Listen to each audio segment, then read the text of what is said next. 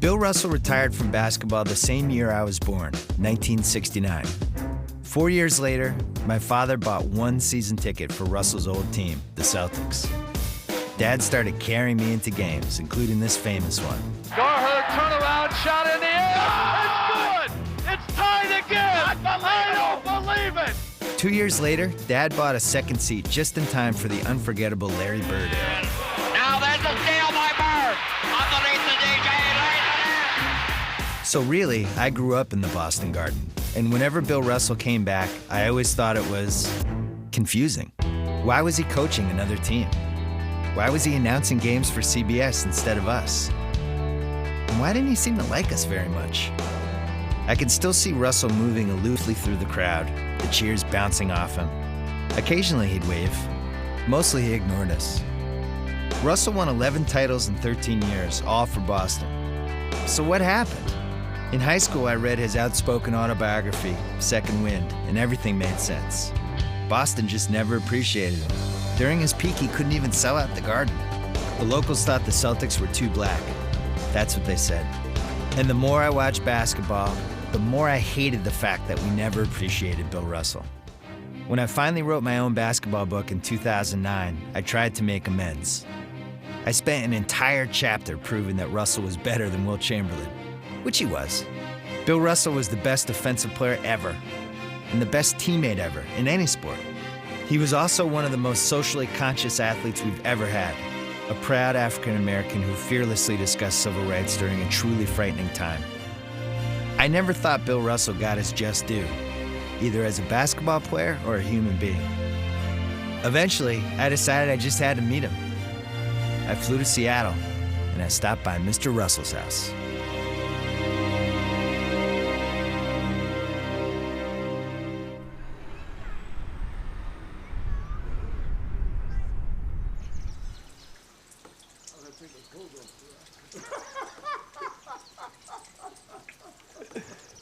You were the coach of the Sonics in the mid-'70s, and you've lived in Seattle for the last 40 years.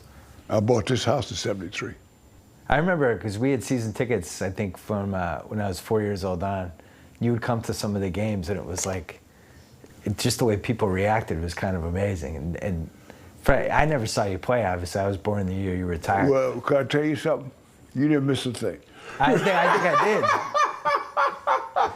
I remember I was at a Celtic game, and some older fan came up to me and was like, if you ever read a basketball book, you got to defend Russell. He was the best player ever, ever. I agree wholeheartedly that this is the greatest player that ever played a game of basketball, Bill Russell. We came down here, and part of what we wanted to do was like look at all the stuff that you kept. And what does it mean to you when you look through that trophy case? Is it just like a big blur? It's hard to explain. Each one of those things has a story. Some of the stories are important, like the MVP at the '63 All-Star game in Los Angeles. That was one of the great experiences for me. How come? I invited my father to come to the All-Star game. And the night before, Chick Hearn was saying that Los Angeles is the basketball capital of the world. And so Red, in his own diplomatic way, says, it'll never be the center of the world until you win a championship. And you guys ain't won nothing. Yeah. He's a real diplomat. so I laughed so hard. And so on the way home from the dinner, my father said, yeah, they ought to shut up about that. I said, what are you talking about? He says, I hope you guys kick their asses. I said, you feel that way? He said, yeah. I said, okay, I'll tell you what. We'll win the game tomorrow. I'll make sure of that. And I'll get the MVP. And he said, you could do that? I said, yeah. And I did it. Russell fakes right and goes to the left. Swings toward the lane. Swings back in on Chamberlain. The hook is good. After the game, they gave me the trophy for the MVP, which I promised my father I would do. Bill Russell is the most valuable player in the game, and many fans across the country hail him as the greatest ever to hit the NBA. As far as trophies are concerned, that was the highlight of my career. Really?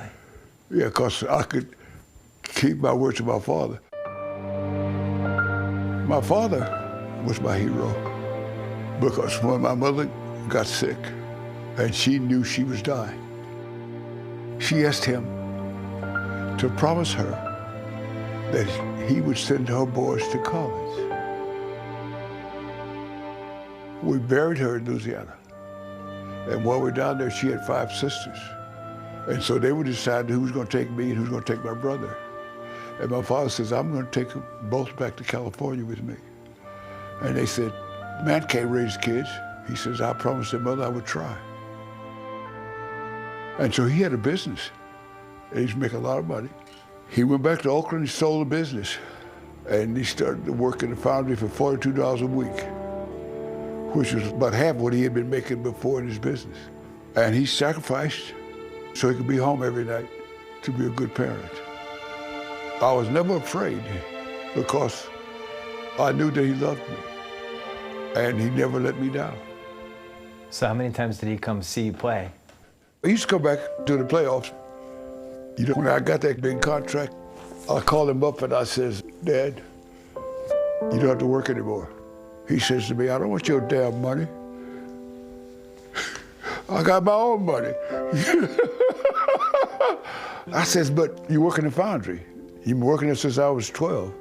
That's a terrible job. He said, listen, son, I'll give these people 30 of the best years of my life. Now, I'm gonna give them a few of the bad ones.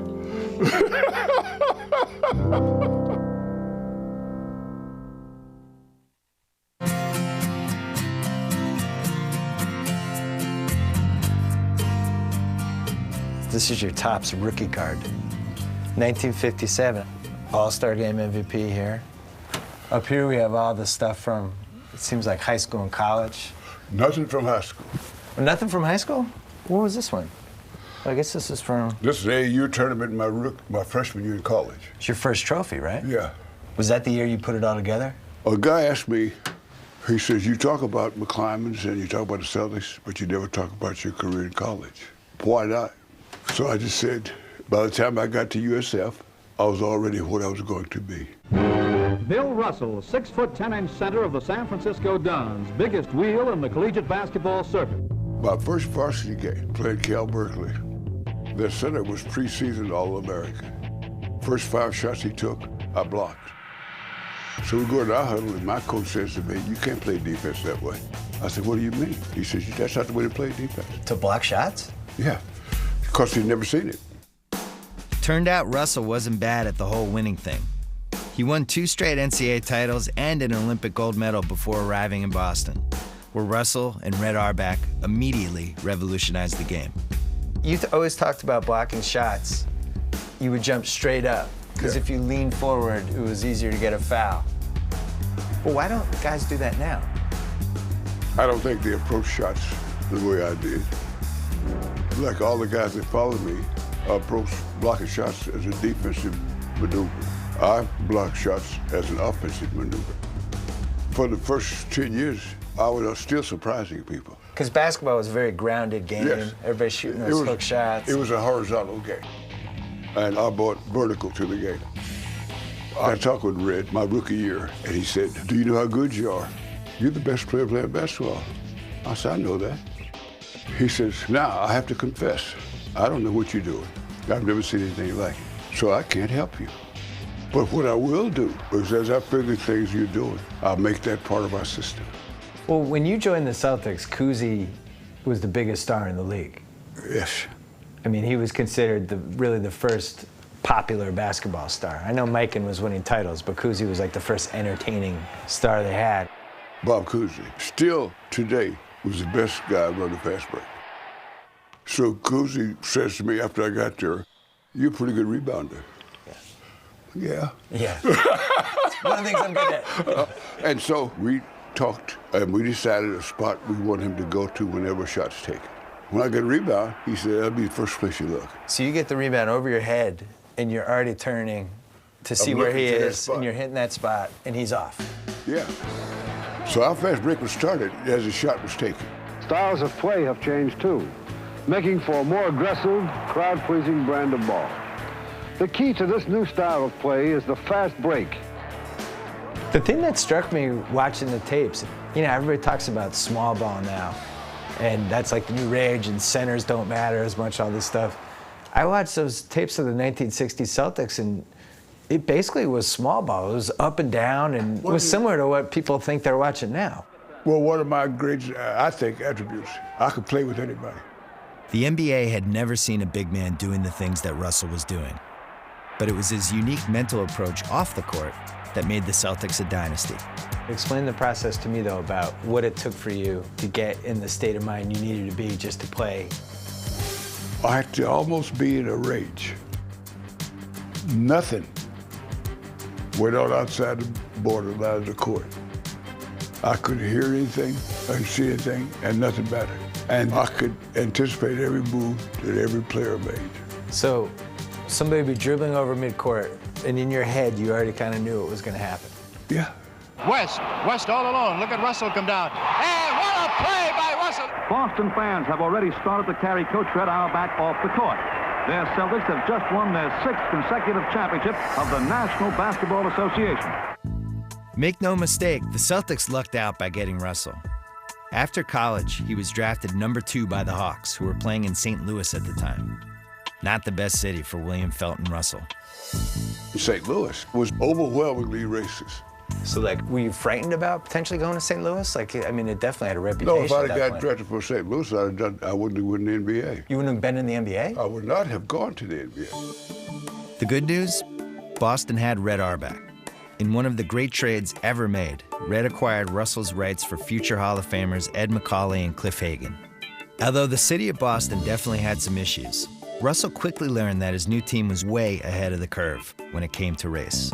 There was a guy named Don Barksdale that played for the Celtics. So Don called me up and says, hey, you couldn't ask for a better organization. Walter Brown and Auerbach, they're really good people. 6 years earlier, the Celtics had drafted Chuck Cooper, the first black player ever drafted in the NBA. When Cooper came into Boston to sign his first contract, one of the other owners asked Walter Brown, you know he's colored. And Walter Brown said, I don't care if he's polka dot. That's the player we drafted. The Boston Celtics was the first NBA team to start 5 black players. Now, they were rewarded for being so progressive. With titles. Yes, but the city did not appreciate it. Isn't that crazy? You're the best sports team of all time, right? Not just the best basketball team, but the best sports team ever. And during the regular season, you guys are getting 8,000 fans a game. And at the same time, hockey was selling out, right? Bobby Orr and those guys, right. They're selling out every game. Line up, line up, down program. We did a survey about what we could do to improve attendance. Over 50% of the response says too many black guys. So the Celtics, to me, were a blue team in a sea of red. What does that mean? That means that there was really no connection for me between the fans in Boston and the Boston Celtics. I remember when Kuz retired, a guy walks up to me, I was in Boston, the guy says, what are you guys gonna do now? You don't have Kuz to carry you. So I said, well, it'll be difficult, we gotta make an adjustment. But do yourself a favor and find out who the MVP in this league was the last 3 years. The red-hot Boston Celtics look almost unbeatable as they take aim on another title. Big Bill Russell, number 6, is one of the men responsible for their phenomenal play. Big Bill was last year's most valuable player, and he's just as great this season. Now, you take the MVP trophies. I won 5 times. I think we have all 5 right there. I never finished any higher than 3rd leading scorer on my team. But you're always 2nd in assists, you're always 1st in rebounds. And then they didn't keep track of blocks, which was the big tragedy of your career statistically. That's not a tragedy. Well, it's sad. I mean, we use statistics now to measure everything. See, it's not sad to me. Well, it's sad for me. I wrote the book. I wrote a 700-page basketball book. I was trying to figure out, like, how to put what you were doing defensively in context. There was no way to do it. I mean, there's been nobody like you since. Folks tell me, say, you know, you're the greatest defensive player. I said, most of the guys I played against found me very offensive. Another vicious dunking last night. Here's what we know. Suspect is 6'9", wiry, short hair, nice smile. Wiry? And he wears these.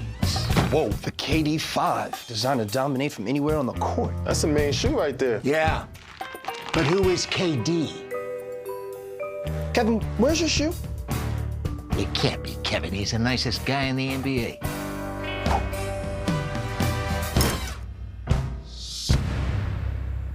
Whoa! Mom, check out Dad. Honey, I think he shrunk my pajamas. Looks like he was up late watching NBA on his phone again. Why? Do I look tired? No, you look like Kevin Durant. You look fine to me. Really? He looks fine to you? Go play. Mommy's got some things for Daddy to do. Unlimited NBA from Sprint changes everything. Get truly unlimited data from Sprint, official wireless partner of the NBA. What these young bloods have to understand, that this game has always been and will always be about buckets. Drew, is that you? I got you, Wes. Just like old times. Oh, get over. That's a pocket pass. That's a pocket pass. Gotta get out there. Screen. Put your team back together again. Get out of here. Go find them. This is just the beginning. Get NBA League Pass right now from DirecTV and don't miss a minute of live NBA action. NBA League Pass delivers games on TV, online, and mobile. That's right. Buy NBA League Pass and you get the games on all platforms. Watch live action wherever you are and see the big NBA stars shine in big games throughout the season. Get NBA League Pass now for this limited time offer of only $24.99 per month for 4 months. To order, call 1-800-GET-SPORTS or text NBA to 223322. Philadelphia and Pittsburgh, sharing a state of hostility. You gotta keep them separated. Hey! You gotta keep them separated. Wednesday night rivalry, Flyers, Penguins. Coverage begins at 6:30 Eastern on the NBC Sports Network. You always need the best to bring the best out in you. So I was always fortunate to have to know that I was going to play against William Felton Russell. The winning is only important if you beat the best. My friend Wilt, Norman-Chamberlain, was far and away the best player I've ever played against. It's the greatest debate in NBA history. Russell or Chamberlain? From 1959 through 1969, they played each other an astonishing 142 times. From day one, Wilt Chamberlain was a Goliath, the greatest individual performer the game has ever seen. There will be a period of orientation for me, of course, like it is for every newcomer in the NBA, but I think in the long run I'll be able to handle myself man-to-man with almost anyone in the league. For me, there's no debate. Russell's teams won 2/3 of their games against Wilt's teams. Russell's teams finished 16-2 in elimination games and 10-0 in Game 7s. Russell's teams won 11 titles. Wilt's teams won 2. Russell even won 5 MVPs, with 4 coming at Wilt's expense. He's the greatest winner of all time, and it's not close. Let's talk about these MVPs. I think you said 62, which is all the way down here, that was your favorite one because that was your Wilt averaged 50 points a game, and Oscar had the triple-double, but you were the MVP. Well, we won more games. I mean, it wasn't close. We won the Eastern Conference by 12 or 13 games. Wilt's 50, did you feel like that's something he could have done every year? No, that's special. That's once in a lifetime. In fact, I told him, I said, you know, Wilt, I think I'm the only guy on this planet that knows how really good you are. Because he was smart on top of everything else. Yeah. He was the smartest guy I played against. When I was a rookie, Wilt was a freshman at Kansas. We played a Sunday game in St. Louis. And he drove to St. Louis from Kansas and looked me up, and we spent the day together on Saturday. And you'd never met him before that? No. And nobody knew that we knew each other. He'd come past my house on Thanksgiving because we played Philly, Boston all the time, sleep in my bed, eat the food, sleep in my bed, and go out there and whip my butt. You understand? And my mother would say, now, Wilt, we shouldn't feed Bill so well the next time. You know, whatever. Yeah, well, okay, you're right now. I'm gonna do something about that. You understand? People seem to think that your friendship with him helped you a little bit competitively because he liked you so much. That's a crock. Do you know what the NBA rebound record is? It's 55 rebounds by Wilt-Chamberlain. You know who the other center was that night? It was Bill Russell. Now, how's that taken easy? Well, after he got in the league, folks were trying to compare us. I decided that I will never change the way I play for the Celtics, to try to play to match him. I wrote a chapter in my book about you and Chamberlain and some of the perceptions that have emerged since you guys finished playing. And one of the things that almost seemed a little bit of a myth to me was that people say you always had better teammates than him, which wasn't necessarily true for about half of those seasons. He played with some good guys.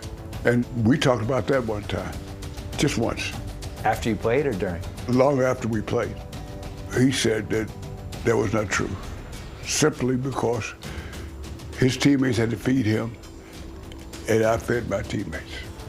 And the thing that you did was you were able to adjust to whoever your teammates were. My adjustments were always, what will I have to do to make sure we keep winning?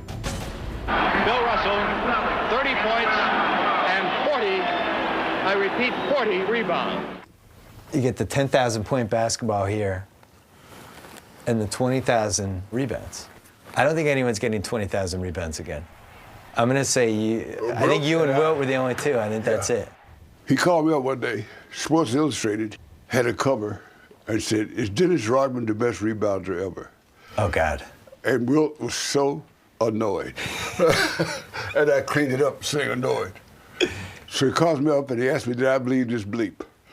And so I said, well, I don't pay attention to that. He says, I had more rebounds a quarter than he had a whole game. In the 60s, Wilt was just picked apart more than any athlete. Why doesn't he do this? Why does he only care about numbers? Did you think it was fair? Well, I'll tell you one thing. I never did any of that foolishness. You never said one thing. Was it true that you always wanted $1 more than Wilt, or that was the end? That's just one time. What happened was, Red and I was sitting there at dinner, and one of the waiters came and said, "Did you hear about Wilt? He just signed a contract for $100,000. Oh, good. Good for him. Yeah, good for you. Yeah, I said, Red, you know what I want, don't you? He said, what? I said, I want $100,000 and $1. And he gave it to you. Kicking and screaming, he gave it. He must have been miserable. It's all over. And there they go. They've won it again. The man has 11 rings and 10 fingers.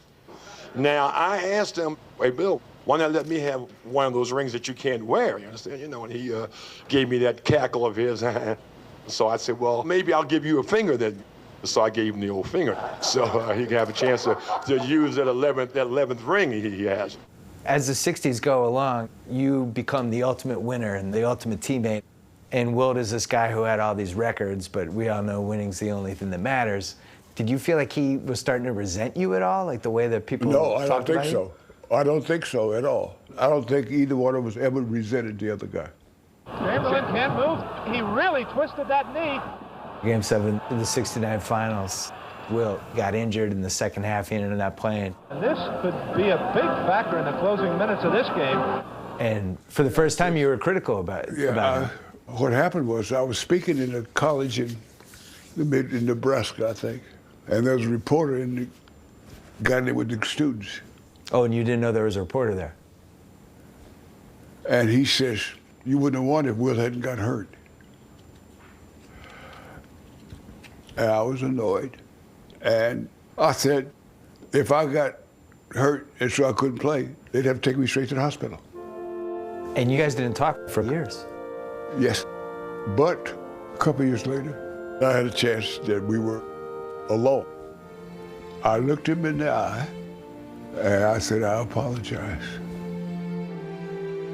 Wilt-Chamberlain died today at his Bel Air home of an apparent heart attack. The Big Dipper was 63 years old. I'm unspeakably injured by what happened the last few days. This was an integral part of my life and a good friend. Wilt and I were not rivals. I tell people that, they say, what are you talking about? We were competitors. You see, in a rivalry, there's a victor and a vanquished. He was never vanquished. And so we were competitors.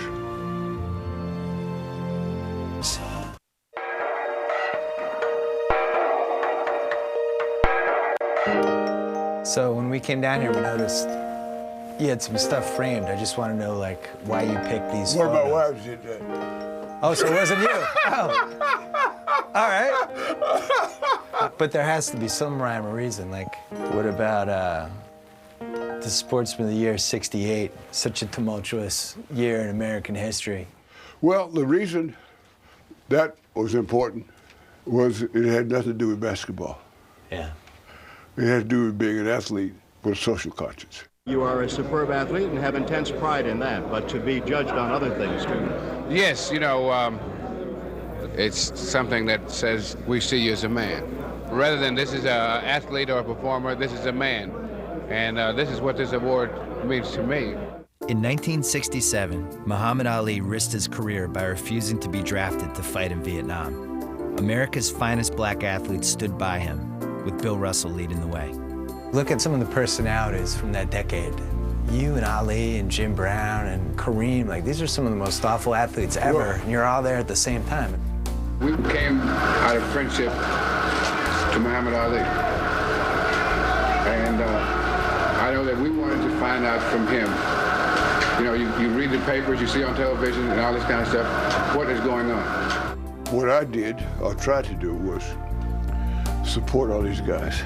And you were also the first African-American athlete who was outspoken, who talked about stuff that really nobody was talking about in the 60s. Like, you were the first one. Do you think that you will get some white kids to play basketball with Negro kids?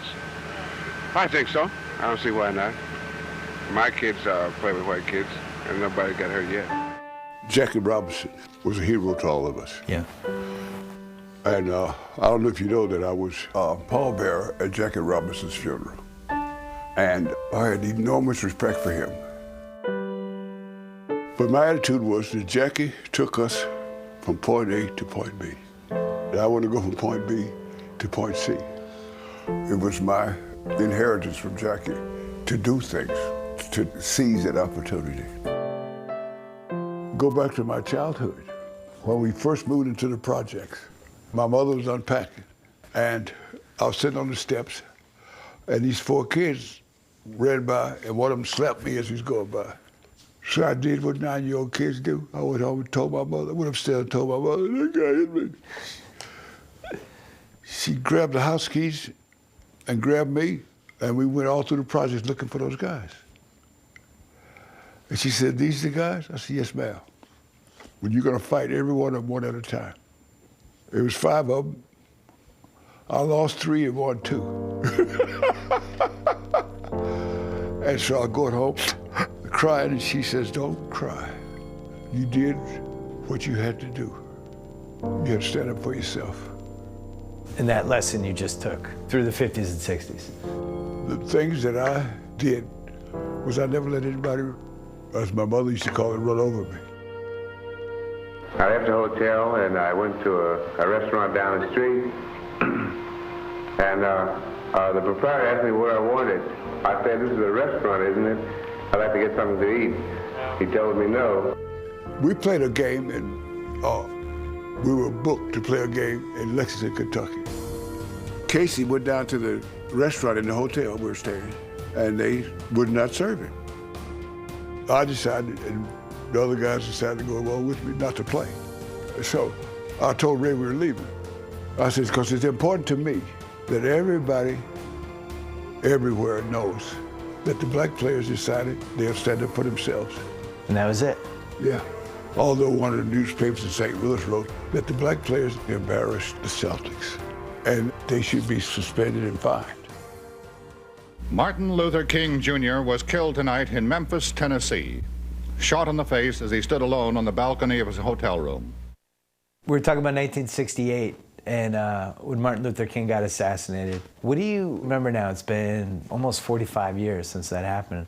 Well, you know, I had met him at the March on Washington. And you were there for the I Have a Dream speech. Yes, yes.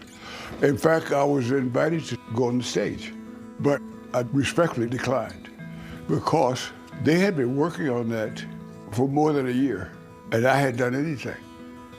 And I didn't think it was right or fair to me go up on the stage and say, see, I'm one of the guys. Yeah. And so I sat in the first row. So you get the news that he's been killed. You're about to play the Sixers in the '68 playoffs. Well, they asked us, do you want to call the game off?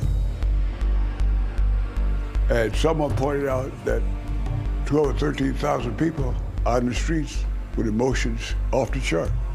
And if we play the game, they'd give the folks a chance to cool down. And that's the reason we had the game. So you're glad you had the game in retrospect. It seems like it was the right idea. I don't know. I don't know how I feel about that. We did what we thought was right at that time. President of the United States said in 40 years he thought a Negro could be elected president.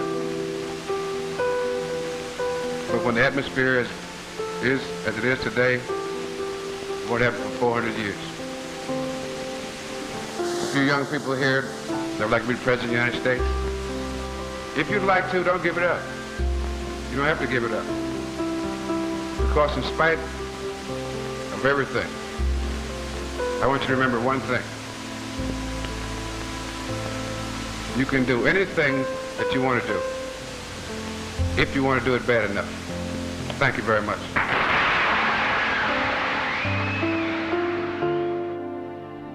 Bill Russell, the man, is someone who stood up for the rights and dignity of all men.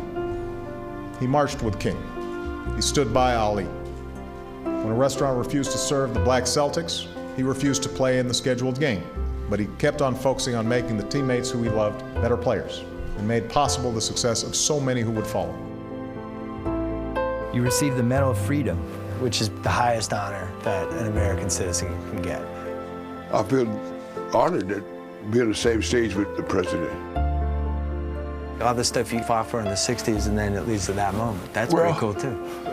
That's what he said to me. He said, thanks for the inspiration.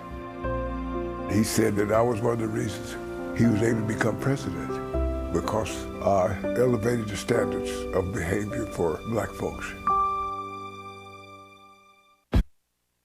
Here he is, the new coach of the Celtics, the best team. You haven't seen this, by the way. We borrowed this from the Hall of Fame. This is the whistle that Red gave to you. Yeah. Is that right? Yeah. Auerbach retired from coaching in 1966, naming Russell his successor, the first professional black coach ever. Everyone thought it was a groundbreaking moment. Naturally, Russell disagreed. If he had mentioned that I would be the first African-American coach, I told him what a shove that.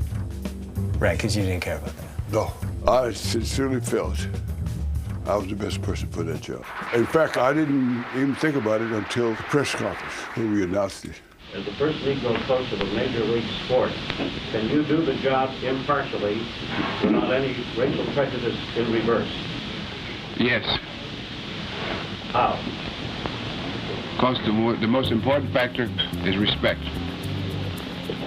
And basketball respects a man for his ability, period. When you took over as the player coach, it was a little different of a league than it is now. Now these teams have 7, 8 assistant coaches. It was basically, you were just a coach. Like, did you even have an assistant? No, I did not have an assistant. He has been tremendous in getting us up for ball games. And you know, John, he's a little bit tougher than Red. Pat Riley always talked about when you win a title, everybody wants more. Guys want more money, they want more minutes. Well, it's hard to keep a team together. Yeah, so how did you guys do that? Some of it had to do with you and the fact that you were so unselfish. Well, I saw John Havlicek one day sitting there. I said, what's wrong with you? He says, nothing that $3,000 won't take care of. I said, what are you talking about? He says, well, Red browbeated me into signing his contract, and I wanted more money. But you know how Red is. So I go to Red. I said, what'd you do to John? John Havlicek is my best ball player. He gets it out deep, and Havlicek steals it. Over the stand goes. Havlicek stole the ball. Bill Russell wants to grab Havlicek. He hugs him. So I said, Red, here's what I want you to do. Give him the $3,000 that he wants. I said, but I don't want you to tell him that I told you to do that. He said, why not? I said, well, Red, I'll be gone long before John. And I want his loyalty to be to the Celtics, not to me. In Russell's first year as player coach, Boston's historic run of 8 straight titles abruptly ended. Not only did Wilt finally beat the Celtics, Philly's crowd buried them. Prematurely, as it turned out. The next spring, Boston rallied from a 3-1 deficit to beat Philly, eventually capturing Russell's 10th title. So much for Boston being dead. By 1969, Russell had secretly decided he was done. This would be his final season. For the 6th time that decade, Boston faced the Lakers in the finals. This time, the creaky Celtics were heavy underdogs. The Lakers didn't just have Jerry West and Elgin Baylor. Now they had Wilt-Chamberlain, too. Uh-oh. Fittingly, it came down to a Game 7. The Lakers had home court advantage. The Celtics had Russell, somebody who had never lost a Game 7. I can't help but wonder, how do you feel about going into another 7th game, this time on somebody else's floor? We've done it before. Everybody thinks you guys are like the old fart Celtics. You don't have a chance. The Lakers are going to be the new powerhouse. I want to set the game up for you so maybe you'd understand my attitude. I knew what he was going to say. Even though Russell owned them all decade, the Lakers were so confident before that Game 7, they stuck 10,000 balloons in the rafters to be dropped right after they won. Before the game, Russell found a copy of those celebration plans. You're not going to believe this, but he took it a little personally. I said, if this team played the best game any team in the history of this franchise played, they would still lose. I said, it's impossible for them to win tonight. I said, I'm going to explain it to you. They are a great basketball team. Tonight, we're going to find out how good are they at track and field. We're going to fast break. So every time you shoot, I want one guard on this side, near half court, another guard on this side. So it's the old Kuzi play. Yeah. That's what he's doing now. I said, the key is defense, rebound, and outlet passing. I am the best that ever did that.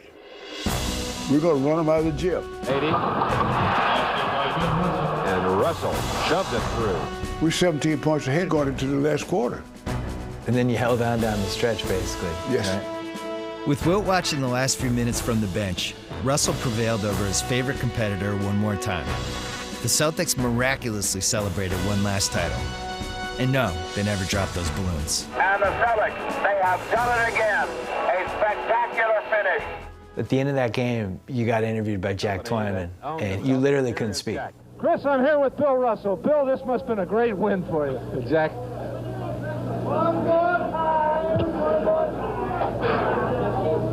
I know it's hard to say what's in your mind right now, Bill, and it must have been a great win. Boy, this is such a great bunch of guys, you know, and it's just been so fabulous the way they played for me, and it sounds all corny, you know, start talking like that, but I told these guys before the game, I don't care what happens, I wouldn't trade you guys for any guys in the world. You hadn't told anybody you were retiring. No. I never had to second guess myself about, well, maybe you could have played another year, or maybe you should retire a year earlier. I played just enough games. Not one too many, not one too few. Russell finished with a record 11 NBA titles, including 2 as player coach. Unlike so many, he left at the perfect time, on his own terms, for the right reasons. He couldn't summon that rage anymore. The great Bill Russell was done.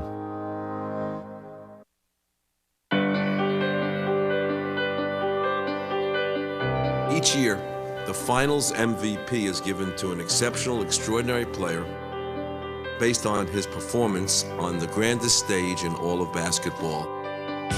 This award will henceforth be named for Bill Russell, the ultimate champion and true legend of the game. I want to talk about this trophy because they did not hand out the NBA Finals MVP until 1969. That was my last year. Right. And that's the first time they had it, okay? And your team won. And that was the only time that the MVP of the finals was on the losing team. Jerry West. And I had no objection to him winning it. Well, it's hard to be the most valuable on a team that didn't win. I would think valuable means player that helped the team win the most. I think he averaged around 40 points a game. But your team won the title. But then they ended up naming this after you. Plus you get to go to the final game every year. Yeah, I get a free ticket. You get a free ticket, good seats. They get you nice seats. How are you, sir? The great Tim Duncan. Oh, the great Bill Russell. I just heard about the award. That's awesome. Unbelievable. That's unbelievable for the award, not for you, obviously. It's an honor to have your name on there. That's great. That's great. Thank you. Great to see you. You get to see whoever the best player of that finals is. That's kind of cool. It's like a little bit of a torch passing. I mean, you can see the look on these guys' faces. Like, not only did you just win the title, but now you're standing there. 11 titles in 13 years, and you're giving them the trophy. It's got to be amazing. Most of those guys playing now are only related to their grandfathers. I'm the other number 6. No, you the original number 6. That's the only reason why I wear this number. What do these guys say to you? What do guys like LeBron and Kobe and the best players now, what are like the most common things that they ask you? Kobe says to me, I read all your books. But I got that because I read your book. Oh, okay. That's why I picked up on it. Okay. And he said the thing that I tried to emulate was you said when you joined the Celtics, the first thing you did was scout the Celtics so that you know how to play with these guys. So he borrowed that from you? Yeah. So you helped a Laker? Right after you retired, everybody started making a lot of money. I'm very, very supportive of that. Well, you guys paved the way in the 60s with all the stuff you did. Well, what we did in the '64 All-Star game, we struck it to start a union. The NBA had high hopes for the 1964 All-Star game, which was scheduled for prime time on ABC. Russell and many of the game's biggest stars had other ideas.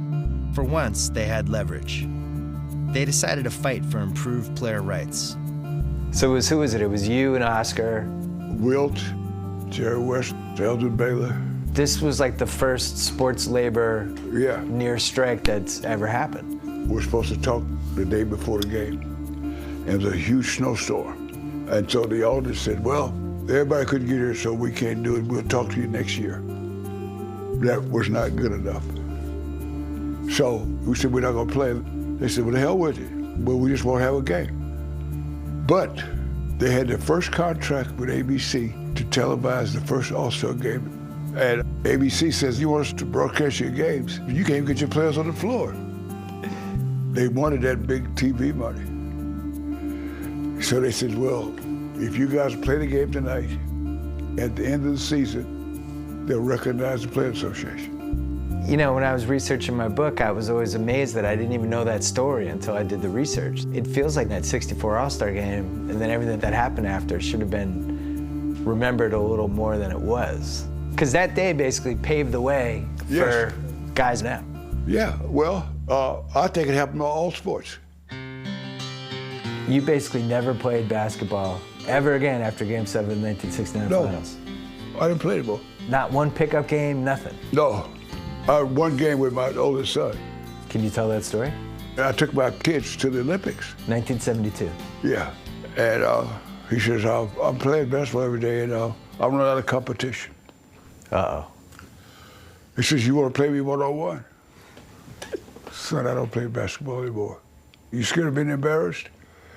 No. Well, I think he's scared. Okay.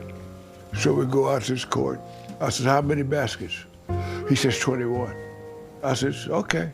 So I got him 19-0. And then I says, now you can score twice. And he says, why? I said, just score twice. So he scores twice, and then I finished off, so I beat him 21-2. He says, well, why'd you let me score twice? I said, for two reasons. One, you can't go away and say that I was so mean that I skunked you. And you could also brag that you scored twice on Bill Russell. And he never challenged you again, I'm guessing. Oh, no. Yeah. Oh, no. So that was it. That was the last time you played? Yeah, that was the last time. An empty court in Munich, Germany against your son? Yes. After you retired from the Celtics, you moved to LA for a couple years, which you were a season ticket holder of the Lakers, which I never knew. Weird to think of you going to Laker games. You want to hear a funny story? Yeah. That's absolutely true. They had a ceremony for Jerry West. They had me sit next to Jack Kent Cooke, who owned the team at the time. About a week later, I get a call. Jack Kent Cooke wanted to talk to me.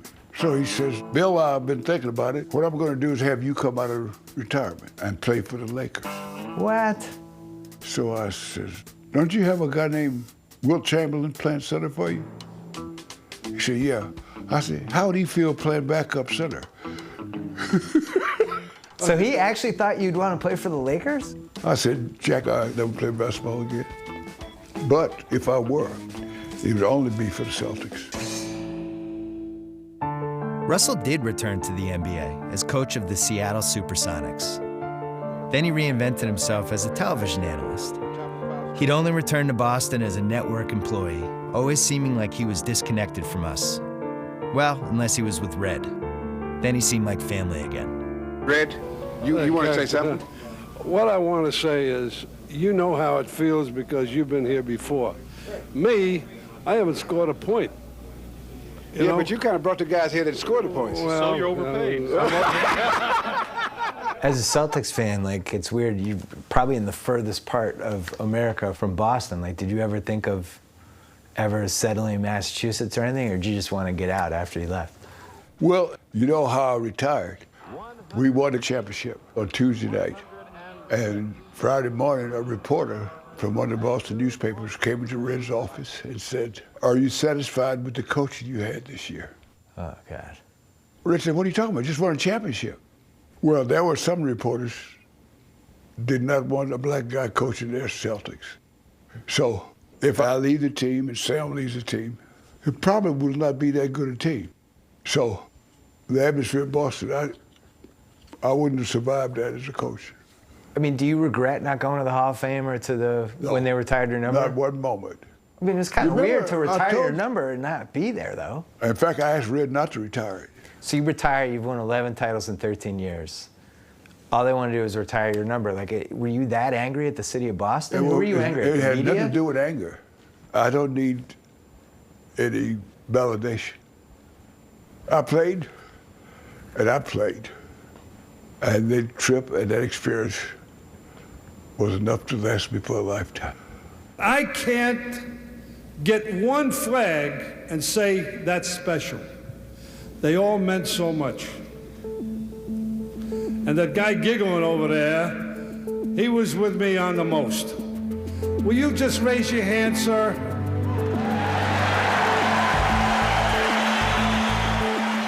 I hope that one day, in the streets of Boston, children will look up at a statue built not only to Bill Russell the player, but Bill Russell the man. Now, a good 44 years after he retired, the city of Boston is finally building a statue in his honor. But for Bill Russell, only one thing has ever truly mattered. The Celtics were a way of life to me. A group of people so diverse you cannot imagine, working together day in and day out for a common goal. I thoroughly enjoyed my teammates. And I always said that when I left the Celtics, I could not go to heaven because there'd be a step down. I am pure, 100% Celtic. I think if you slashed my wrist, the blood would have been green.